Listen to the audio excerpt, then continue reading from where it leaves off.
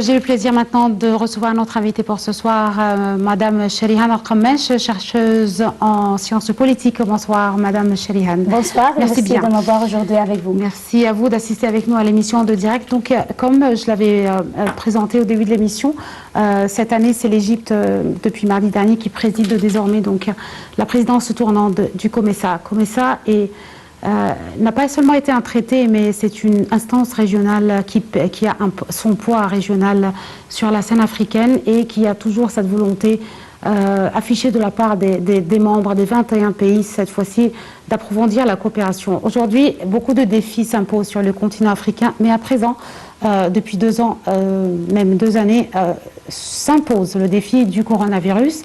Les membres qui ont assisté donc, au 21e sommet, que ce soit en présentiel ou bien en virtuel, à travers les discours qui ont été émis sur les écrans par les chefs d'État et de gouvernement des pays africains, affichent encore une fois cette volonté d'approfondir une coopération intégrale économique.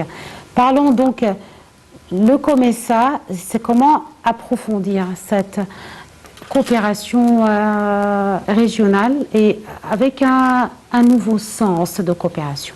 Bon, bien sûr, pour moi, la présidence de l'Égypte pour le COMESA, c'est quelque chose pour moi tellement logique. C'est le temps de l'Égypte, le taux de l'Égypte et l'économie égyptienne est bien connue. Et on a vu que le taux d'exportation de l'Égypte pour l'Afrique est le pays le plus grand. Donc c'est normal maintenant d'avoir la présidence du COMESA. De mon point de vue, bien sûr, il y a beaucoup de buts pour le COMESA, comme le marché commun et bien sûr la zone de libre-échange. Mais dans cette époque, il y a, comme vous avez dit, de nouveaux défis pour le COMESA. Comme vous avez aussi mentionné, le coronavirus, c'est un de ces défis. Mais avant de parler des défis, on a besoin de parler qu'est-ce que l'Égypte va ajouter pour le COMESA. De mon point de vue, l'Égypte, ces jours-ci, après bien sûr le président Abdel Fattah el-Sisi, tout le monde voit le taux de l'économie égyptienne, la stabilité de la politique en Égypte et bien sûr l'économie. Donc c'est le temps pour l'Égypte pour faire une intégration en Afrique. L'intégration en Afrique, c'est pas seulement d'une façon directe, c'est pas pour l'économie ou la politique seulement, mais c'est le tout, c'est une cercle. Donc l'économie, c'est le facteur le plus important qui contrôle toute chose au monde. C'est bien sûr bien vu.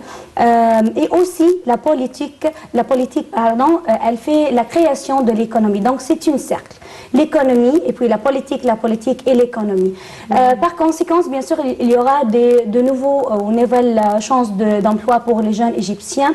Et l'Égypte, dans ces jours-ci, elle essaye de mentionner et montrer comment l'augmentation de l'économie égyptienne peut être transférée à d'autres pays, comme l'expérience, bien sûr, qui a fait grand succès égyptien aux autres pays, bien sûr, en priorité les pays voisins.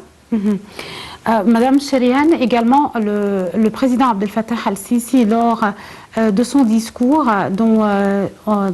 que l'on va diffuser dans quelques instants aussi, lors de ce 21e sommet, il a parlé de dépendre, de voir, de regarder la coopération non seulement entre les pays africains, mais aussi entre le secrétariat général du COMESA. Était présente bien sûr Madame Shileshi Kapwepwe, qui est la secrétaire générale du COMESA, et cette coopération de la part de l'Égypte, du ministère des Affaires étrangères et des instances concernées en Égypte et des ministères avec le secrétariat général du COMESA.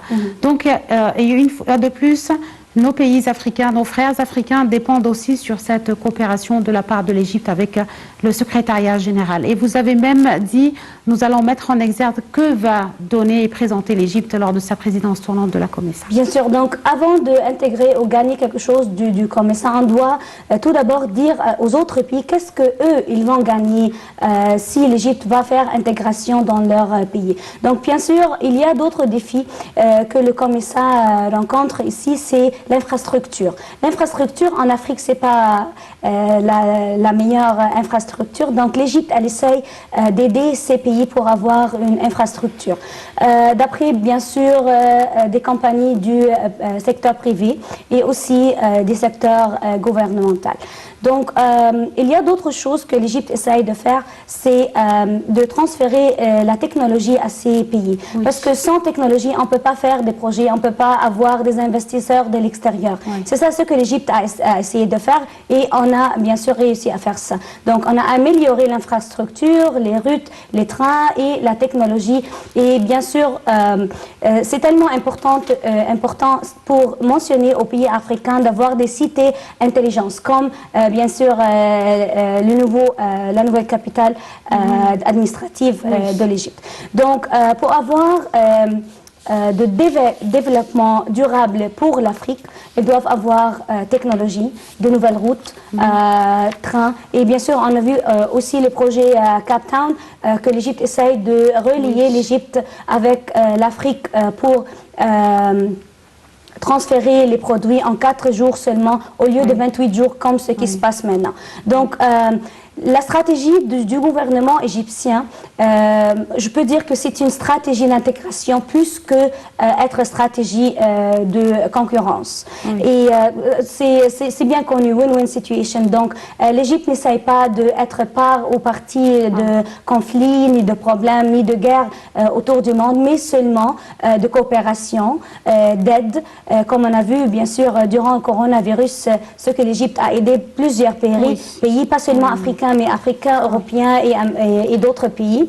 Donc, coopération, intégration en Afrique, ce qui va aussi donner la chance ou améliorer le niveau de vivre de citoyens égyptiens, puisqu'il y aura des nouvelles chances de travail et en plus, le taux d'exportation égyptien va améliorer, va augmenter pour l'Afrique. Donc, l'Afrique orientale et australe, ce sont des pays tellement importants pour l'Égypte et il y aura amélioration pour l'économie égyptienne si, bien sûr, on va réussir à faire ces routes, à faire les trains et améliorer l'infrastructure de ces pays pour un peu commencer de travailler là-dessus.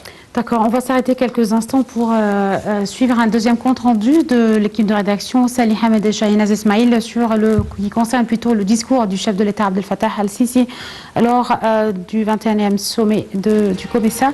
Après donc la passation de la présidence du COMESA à l'Égypte, et durant ce discours, le président al-Sisi a indiqué que le Caire avait conçu une vision qu'elle appliquerait pendant sa présidence du bloc, prévoyant un nombre d'initiatives qui renforceront sur les courts et moyens termes l'intégration de divers secteurs économiques prioritaires pour tous les pays membres du COMESA, les 21 pays. Salih Hamed et un récit de Shahinaz Ismail. On revient avec notre invitée, Madame Shalihan Al-Khammesh, chercheuse en sciences politiques.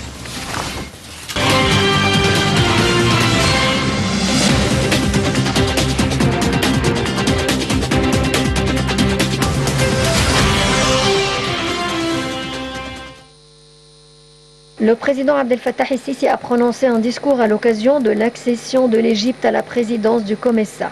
Dans ce discours, il a salué M. Andry Rajoelina, président de la République de Madagascar et président du sommet du COMESA, ainsi que Mme Tchilki Kwapupui, secrétaire générale du COMESA, et les chefs de représentants d'organisations internationales et régionales. Le président el-Sisi a déclaré que l'économie a connu de nombreux développements depuis le dernier sommet du COMESA, tenu en juillet 2018, dans la capitale zambienne Lusaka, où la zone de libre-échange continentale est entrée en vigueur en janvier 2021. Les progrès réalisés dans l'intégration économique continentale, selon Monsieur le Président, se sont accompagnés de nombreux défis affrontés par les pays de la région et du monde en général, à cause de la pandémie de Covid-19 et malgré les efforts déployés au niveau international, continental et régional pour faire face à cette pandémie. Partant de ces défis, l'Égypte a développé sa vision dans le but d'approfondir l'intégration des entreprises entre les pays de la région pour accélérer le rythme de la reprise économique après la pandémie de coronavirus. Le président Al-Sisi a tout d'abord parlé de l'intégration commerciale régionale et la suppression des entraves douanières, soulignant que l'Égypte accordera une grande attention à la promotion de l'intégration continentale dans le cadre de l'accord de zone de libre-échange continental et bénéficiera des progrès réalisés dans le cadre de l'intégration régionale du COMESA pour soutenir l'intégration avec les 3 groupements régionaux COMESA, la communauté de l'Afrique de l'Est et la communauté de développement de l'Afrique australe.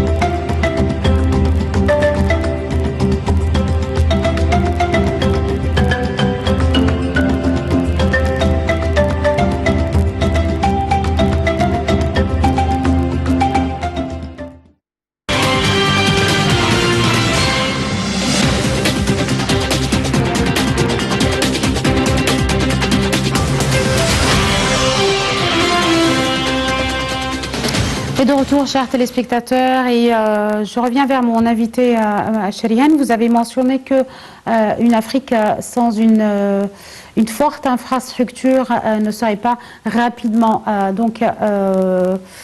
entrer en intégration économique. Et je m'arrête sur l'infrastructure, et on a même cité, et le président Al-Sisi a lui-même cité que les principaux points qu'il a évoqués lors de son discours, il parlait aussi de cette infrastructure terrestre, la liaison entre le Caire et Cape Town, et aussi le projet de VicMed qui lie le lac Victoria à la mer Méditerranée.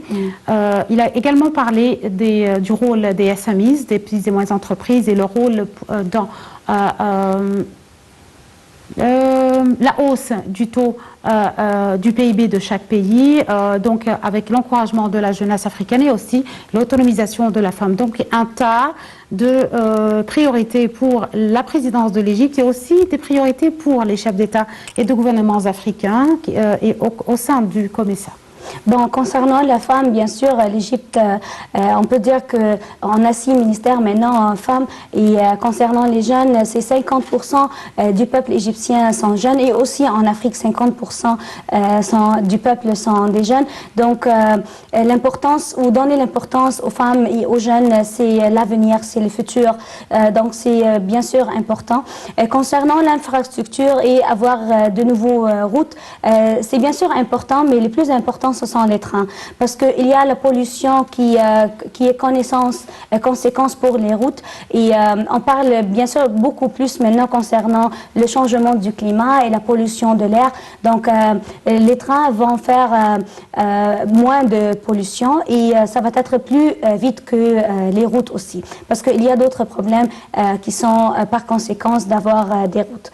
Mais en tout cas, les routes, les trains, la technologie transférée, l'expérience qui a fait tellement succès égyptien pour les pays voisins, parce que bien sûr c'est logique, si on veut avoir de succès, si on veut avoir de fortes économies, on a besoin d'avoir des intégrations et de coopération avec des pays qui ont stabilité, les pays voisins stabilité. Et bien sûr, vous connaissez bien qu'il y a beaucoup de pays africains qui ont des problèmes internes concernant des problèmes politiques d'après plusieurs partis dans le gouvernement ou dans l'autorité dans ces pays. Et il y a aussi les problèmes des pays africains entre eux, comme par exemple le conflit entre l'Égypte et l'Éthiopie concernant le pont de Renaissance. C'est pas notre sujet maintenant, mais il y a des problèmes entre des pays africains et l'autre, des pays africains à l'interne. Il y a aussi les conséquences négatives ou les défis du coronavirus qui ne sont pas encore... et il y a une lente pour améliorer la situation après le coronavirus économiquement pour plusieurs pays. Donc il y a beaucoup de défis, mais il n'y a que l'Égypte qui peut avoir la présidence maintenant parce qu'on a l'expérience qui a bien sûr réussi. On a l'expérience que nous sommes maintenant le premier pays concernant l'exportation égyptienne pour l'Afrique, comme je viens de dire. Je ne suis pas sûre exactement exactement le numéro, mais c'est par des milliards. 3/4 des exportations pour l'Afrique, c'est par l'Égypte. Donc, on a ici l'autorité, on a maintenant la présidence. Je pense que le président Abdel Fattah el-Sisi, il va bien profiter de cette présidence pour aussi avoir des projets pour le secteur et améliorer le secteur privé égyptien et faire des projets dans ces pays. Faire des projets dans ces pays et apporter les investisseurs de l'étranger dans les pays africains. Ça va nous donner bien sûr plus de succès, plus d'autorité à l'intérieur et à l'extérieur. Et bien sûr, c'est tellement difficile maintenant d'entrer en Afrique parce que bien sûr, vous connaissez qu'il y a beaucoup de pays en Afrique. On a par exemple la Chine et d'autres pays qui essayent de prendre de la nature et de prendre de l'Afrique. D'accord. Donc, Chériane, vous avez cité, entre autres, on a parlé de ces initiatives à court et à moyen terme que l'Égypte devrait mettre en place lors de sa présidence, que ces initiatives ont déjà été étudiées de la part de l'Égypte. Et aussi en parallèle, il ne faut pas oublier que le président Al-Sisi, lors de son discours, il avait parlé de l'investissement et de la nécessité de cette coopération, de cette intégration numérique. Quand on parle d'une intégration numérique, on regarde aujourd'hui le taux d'investissement dans le continent africain. On regarde aussi ce qu'a dit le président Al-Sisi, que les nouveaux systèmes numériques intégrés dans la région de la Corne de l'Afrique devraient dépendre sur de bonnes et de solides bases de données, puisque les bases de données qui, selon le président Al-Sisi, qui étaient présentes ne sont pas suffisantes pour encourager et booster l'investissement, bien que le continent africain soit bien sûr à l'épicentre de l'attraction des investissements. Bon, on parle maintenant concernant la transformation numérique. La transformation numérique, ça a été fait par le ministère de Communication et bien sûr, il y a beaucoup d'autres États qui ont aidé pour arriver à cette transformation numérique. L'économie économique maintenant, ou l'économie intelligente comme on dit, il a pris un grand taux. L'économie électronique maintenant, d'après ou dans tout le monde, il a grande importance et l'Égypte, elle connaît bien cette importance et on a commencé ça depuis plusieurs années et en fait on n'a pas terminé encore, on essaye de terminer ça, mais on travaille très bien en route et on essaye de transférer ça aussi aux d'autres pays voisins. Donc la transformation numérique en Égypte, c'est faite par plusieurs ministères. C'est fait d'une façon où on peut dire la stratégie de cette transformation a été très bien faite d'après un plan, d'après plusieurs, on peut dire, investisseurs de plusieurs ministères. Il y a beaucoup de gens qui travaillent là-dessus. Donc, d'après ça, on peut arriver finalement à ou faire économie numérique. Donc, ça va nous donner la chance d'améliorer, augmenter le taux de l'économie parce que c'est on peut dire, grand pourcentage concernant l'économie de n'importe quel pays dans ces jours-ci. Notamment l'économie numérique. Bien sûr. D'accord. Madame Chériane Al-Khamesh, vous êtes chercheuse en sciences politiques. Je vous remercie infiniment d'avoir assisté avec nous à cette émission de Direct aujourd'hui. Merci à vous, bien sûr. Merci de m'avoir aujourd'hui avec vous. Et certainement, il y aura beaucoup d'autres éditions de Direct sur aussi la présidence de l'Afrique du COMESA. Oui. Chers téléspectateurs, c'était donc malheureusement la fin de cette édition de Direct. Mais avant de vous dire au revoir, je vous invite à suivre notre dernier compte rendu, toujours préparé par l'équipe de rédaction de ce soir, par nos collègues Salih Hamed, récit de Shahinaz Ismail. Et on parle des entretiens du président Abdel Fattah al-Sisi en marge du sommet du COMESA, notamment son entretien avec le président sortant du COMESA, André Rajoelina, qui est président de la République du Madagascar. Également son entretien avec le président du Conseil libyen. Les détails avec Salih Hamed, Shahinaz Ismail. En attendant, je vous dis au revoir. On vous donne rendez-vous demain avec une nouvelle équipe. Très bonne soirée et au revoir.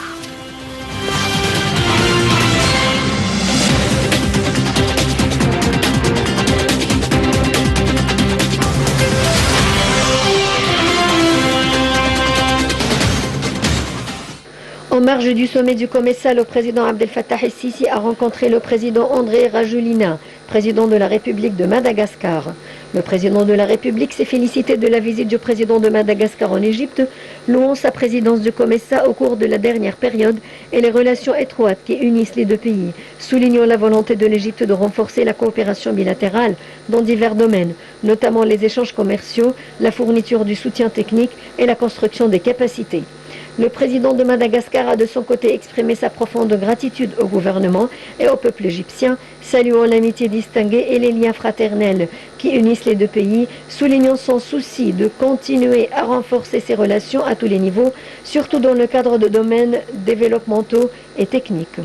Les deux dirigeants ont discuté des questions les plus importantes à l'ordre du jour du COMESA, en particulier en ce qui concerne le renforcement des efforts pour réaliser l'intégration économique et régionale, où le président el-Sisi a affirmé sa confiance de promouvoir les moyens de coopération commune au sein de COMESA, à la lumière de son succès remarquable à diriger l'action africaine commune au cours de sa présidence de l'Union africaine en 2019. La réunion a également porté sur l'examen d'un certain nombre de questions de coopération bilatérale, en particulier celles de sécurité, d'économie et de développement, en plus de discuter de plusieurs dossiers continentaux d'intérêt commun. Toujours en marge du sommet du COMESA tenu à la nouvelle capitale administrative, le président el-Sisi s'est réuni avec le président du Conseil présidentiel libyen, M. Mohamed El-Menfi. Le président el-Sisi a souhaité la bienvenue à M. El-Menfi au Caire, louant sa récente participation à la conférence de Paris, qui a notamment souligné la nécessité de tenir les élections nationales à leur date prévue en décembre 2021, transmettant des messages positifs sur le soutien du Conseil présidentiel libyen au processus démocratique et son engagement à mettre en œuvre les dispositions de la feuille de route nationale, malgré les multiples défis internes à cet égard. Le chef de l'État a réaffirmé le plein soutien de l'Égypte à la voie politique pour régler la crise libyenne et son souci de renforcer la coordination étroite avec la partie libyenne au cours de cette période.